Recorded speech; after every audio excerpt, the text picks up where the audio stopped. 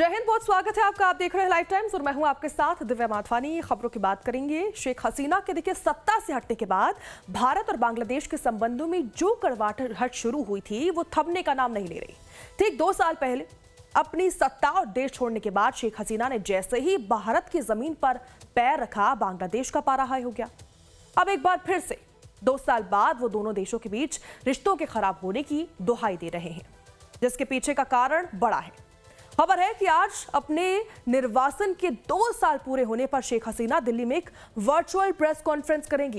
इस कार्यक्रम में शेख हसीना के अमेरिका में रहने वाले बेटे साजिद वाजिद जाय जो हैं, बांग्लादेश के पूर्व शिक्षा मंत्री मोहिबुल हसन चौधरी नौफेल और साथ ही बांग्लादेश ह्यूमन राइट्स वॉच के महासचिव मोहम्मद अली सिद्दीकी शामिल हो सकते हैं।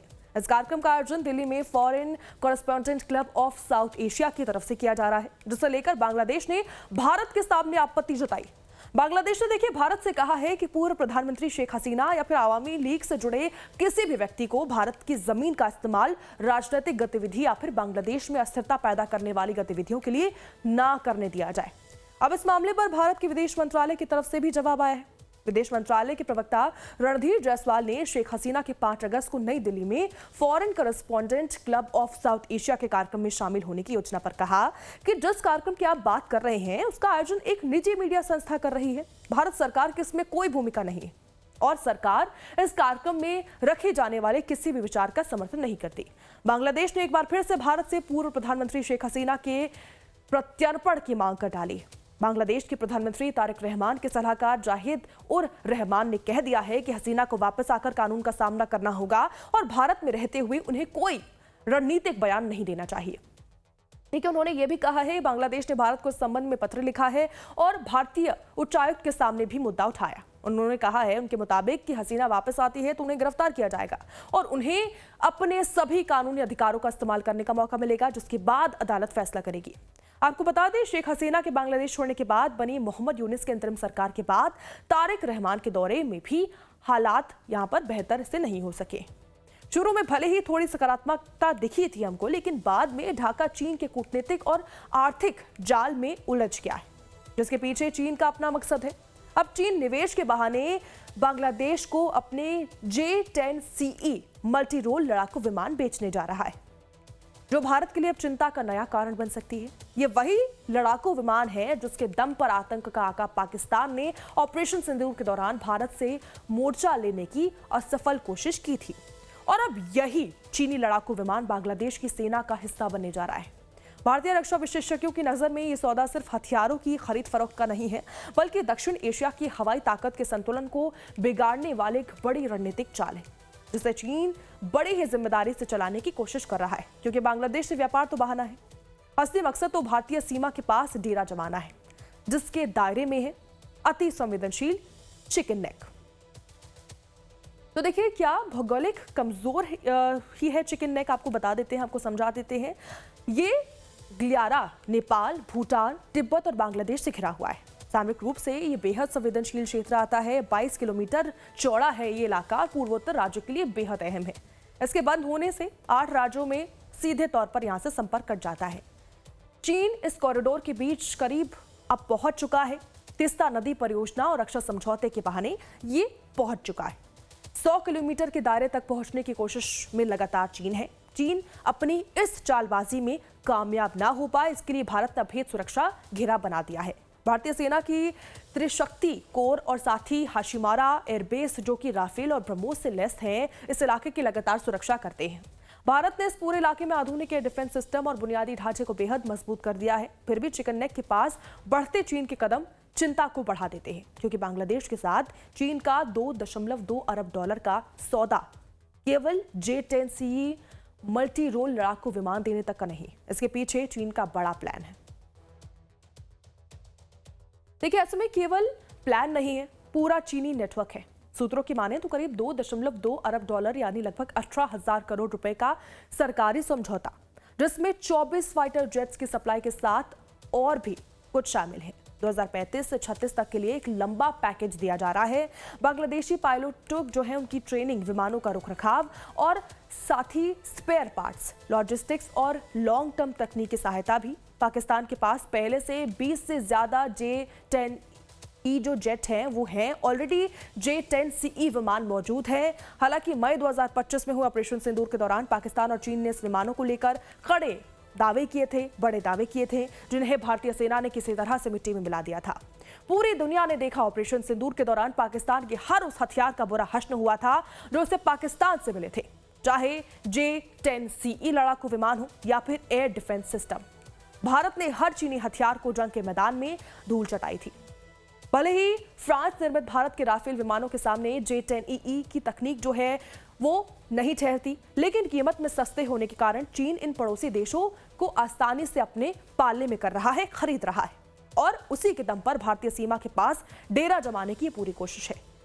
बांग्लादेश में बढ़ती चीन पैठ भारत की चिंता इसलिए बढ़ाता है क्योंकि चिकन नेक बहुत ही संवेदनशील इलाका होता है और इसी के आसपास चीन अपनी चौकड़ी लगाना चाहता है।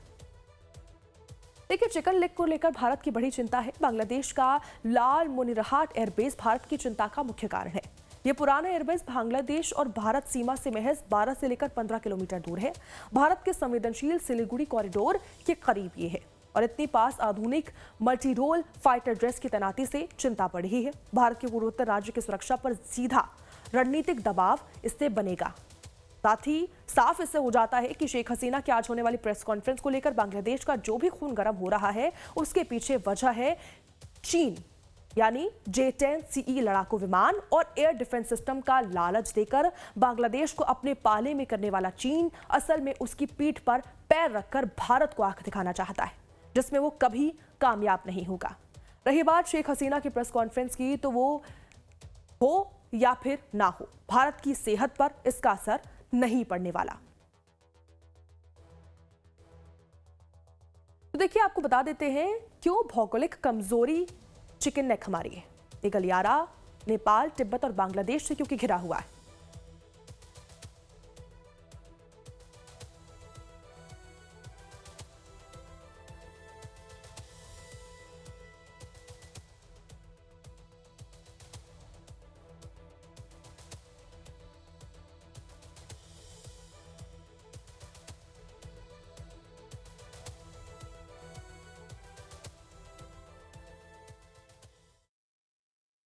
तो हमारे साथ हमारे मेहमान जुड़ चुके हैं, उनका बहुत स्वागत करेंगे।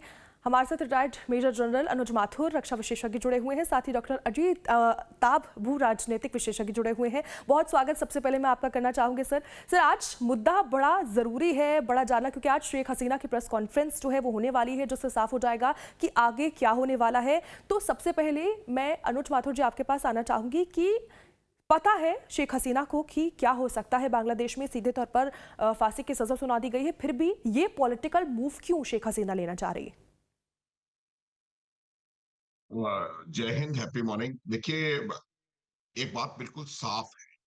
दो तीन चीजें इसमें उभर करके सामने आ रही हैं। भारत और पाकिस्तान, बांग्लादेश के जो रिश्ते हैं वो बहुत ज्यादा मुझे लगता है तनाव में रहे हैं पिछले 2 वर्षों में। उनकी वजह बिल्कुल साफ है। उनकी एक बहुत बड़ी वजह शेख हसीना का भारत में आना और भारत में उनको शरण देना, ये बहुत बड़ा बांग्लादेश के लिए एक बहुत बड़ा इशू रहा है। अब उन्होंने दिन कौन सा चुना है और क्या बात वो करने वाली है, ये भी हमें देखने की आवश्यकता है। 5 अगस्त वो दिन है जिस दिन बांग्लादेश में छात्र आंदोलन करके और इनको अपदस्थ किया था और इनको बांग्लादेश छोड़ना पड़ा था। उसके अलावा समय समय पर शेख हसीना ये जताती रही हैं कि वो बांग्लादेश में वापस जाएंगी और वापस पॉलिटिकल प्रोसेस में हिस्सा लेने की उनकी इच्छा है। तो ये भी चीज उसको देखने की जरूरत है। बहुत सारे इंपॉर्टेंट लोग, प्रोमिनेंट लोग इस कॉन्फ्रेंस में, वर्चुअल कॉन्फ्रेंस में हिस्सा लेने वाले हैं। इसका नेचुरली बांग्लादेश को कोई ना कोई घबराहट हो रही है कि क्यों इस प्रकार अचानक से ये शेख हसीना खुल करके बाहर आकर के और अपना स्टेटमेंट देने की कोशिश कर रही है। अब इस स्टेटमेंट में क्या बात होती है या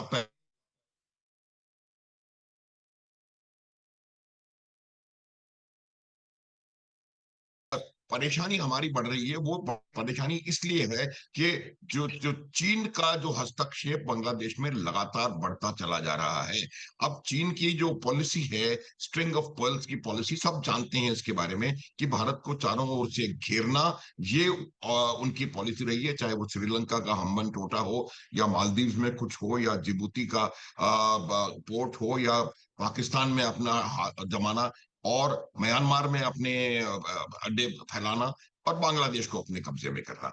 एक चीज मैं आपको बताना चाहता हूं कि जब शेख हसीना की सरकार थी, उस समय बांग्लादेश चीन के इन नेफेरियस डिजाइन को समझ चुका था, और इस वजह से बांग्लादेश ने चीन से थोड़ी दूरी बनानी शुरू कर दी थी, और चीन को ये बात उस समय बहुत ज्यादा नागवार गुजरी थी। एक ये भी वजह है कि चीन वहां पर अपनी प्रेजेंस को बढ़ाना चाहता है। जहां तक सवाल, हम बार बार इस शब्द का प्रयोग कर रहे हैं, चिकन स्नैक, इसको हम अगर सिलीगुड़ी कॉरिडोर कहें तो ज्यादा अच्छा रहेगा। चिकन स्नैक नहीं है। चिकन स्नैक बोलने से ऐसा लगता है कि ये हमारी कोई बहुत बड़ी कमजोरी है। कमजोरी नहीं है, वल्नरेबिलिटी जरूर है, और इसकी हम सुरक्षा करने में पूरी तरह से सक्षम है, ये मैं बताना चाहता हूं। लेकिन फिर भी आवश्यकता इस बात की है कि हम उसके प्रति सजग रहें। और जैसे कि आपने लाल मुनीर हाट का नाम लिया, लाल मुनीर हाट पे उनकी प्रेजेंस, तीस्ता प्रोजेक्ट में उनका हस्तक्षेप, ये तब, और उसके अलावा पाकिस्तान की आईएसआई द्वारा उन इलाकों का भ्रमण, पाकिस्तान की सेना के लीडर्स का के द्वारा उन इलाकों का भ्रमण जो कि सिलीगुड़ी कॉरिडोर के नजदीक हैं, और वहां से वो कुछ कर सकते हैं। और सीम मुनीर का वो फ्लोरिडा में दिया गया स्टेटमेंट, जिसमें उन्होंने कहा कि अगला हमला भारत पर पूर्व से हो सकता है, और वो हमला पूर्व से करने की जो बात है, वो कहीं ना कहीं बांग्लादेश की तरफ उनका इशारा था। इसीलिए आईएसआई और पाकिस्तान की सेना बांग्लादेश में अपनी पैठ बढ़ा रही है। चीन अपना इंटरेस्ट दिखा रहा है, क्योंकि चीन के अपने उसमें जो जो इंटरेस्ट उसमें हैं, जो कि शामिल हैं। और उसके अलावा एक चीज और मैं क्लैरिफाई कर दूं, हम बार बार इस सिलीगुड़ी कॉरिडोर की बात कर रहे हैं, हमारे पास भी ऐसे कई सारे टारगेट्स हैं जो कि आप बांग्लादेश को पता नहीं पड़ेगा कि कब चटगांव का इलाका उनके हाथ से निकल गया, आंख पलक झपकते ही वो हो सकता है। तो अगर ये बात उस पर पहुंचती है, तो ये भी संभावना है। एक आखिरी बात मैं और बताना चाहता हूं कि बांग्लादेश और जी। भारत का भूगोल क्या है। बांग्लादेश जो है वो वर्चुअली इंडिया लॉक्ड कंट्री है।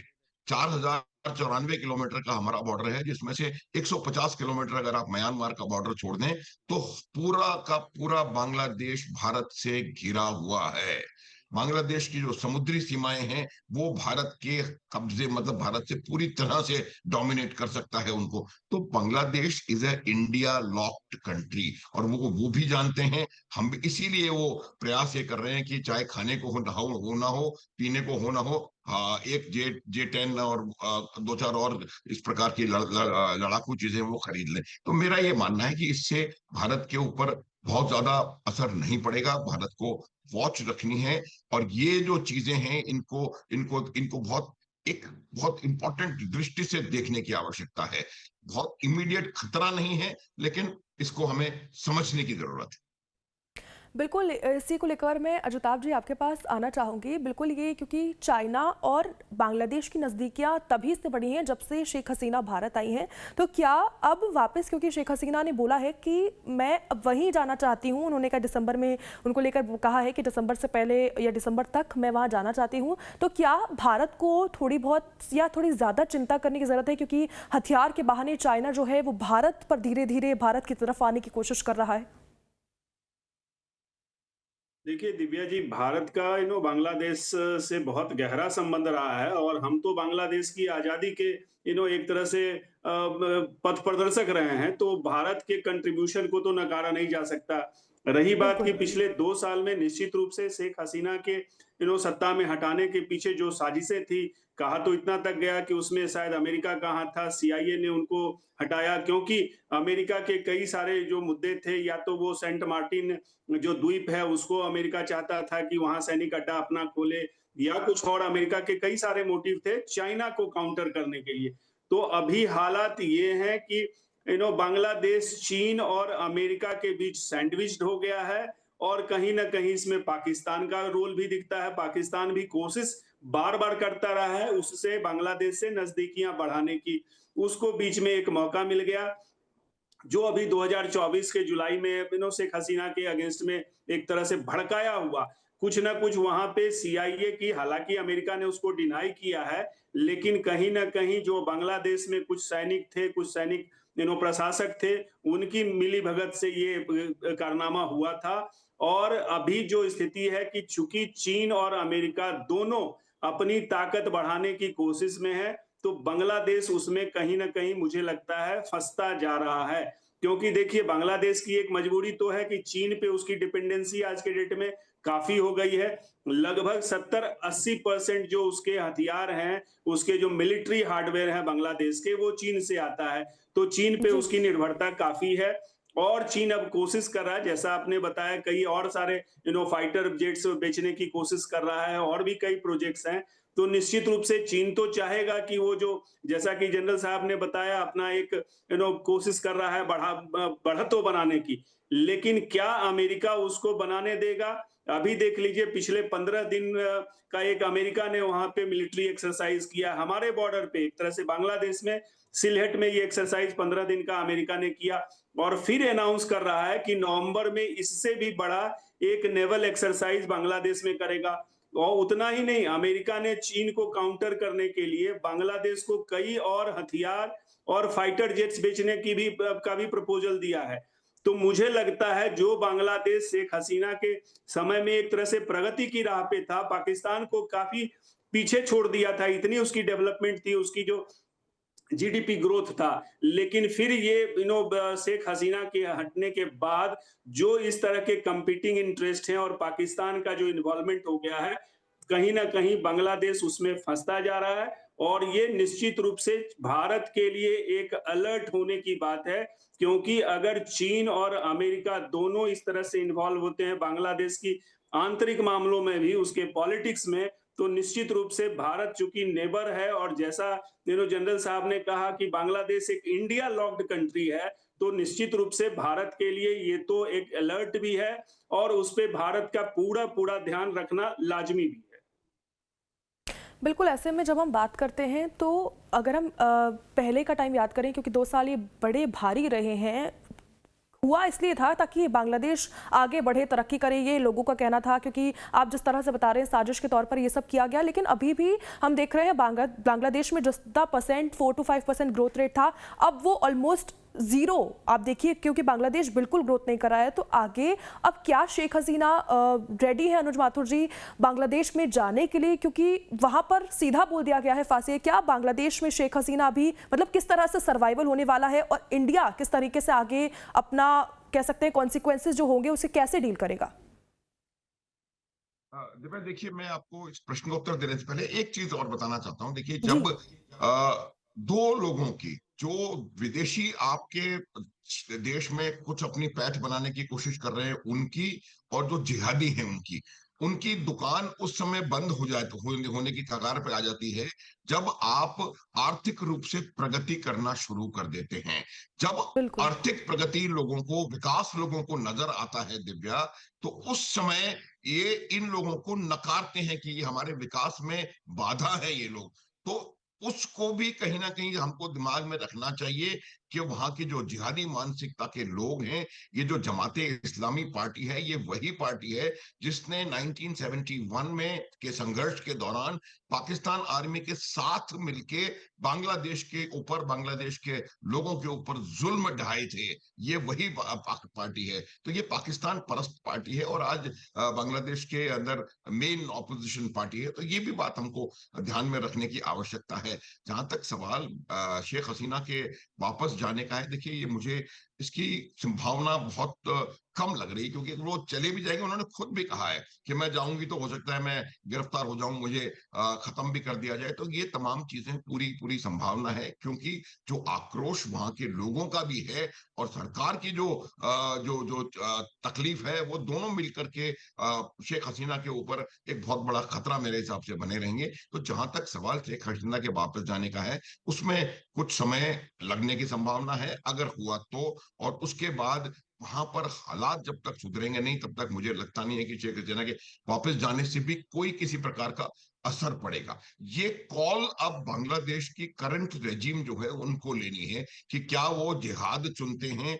क्या वो आतंकवाद चुनते हैं पाकिस्तान और चीन के दबाव में आकर के, या वो विकास की राह पकड़ते हैं। मैं बताऊं आपको कि कुछ पैरामीटर्स में पिछले 10 वर्षों में, मतलब जब शेख हसीना के अंतिम 10 वर्ष थे रूल के, कैसे भी आई हो क्या हो, वो that is not the issue. उन में कुछ जी। पैरामीटर्स में भारत से बेहतर उनकी अर्थव्यवस्था थी, तो उस अर्थव्यवस्था को पूरी तरह से इन्होंने तबाह बर्बाद कर दिया। जब आपके पास गरीबी होगी, जब आपके पास कुछ होगा नहीं, तभी आपको इस प्रकार की चीजों में लिप्त होने की जरूरत पड़ेगी, और तभी आपकी निर्भरता चीन और पाकिस्तान की, खैर पाकिस्तान तो खुद भिखारी है, चीन के ऊपर बढ़ती चली जाएगी, जिससे कि चीन के जो इंटरेस्ट हैं वो सीधे होंगे। चीन का उद्देश्य देखिए, बांग्लादेश न तो चीन का उद्देश्य है, ना पाकिस्तान अमेरिका का उद्देश्य है।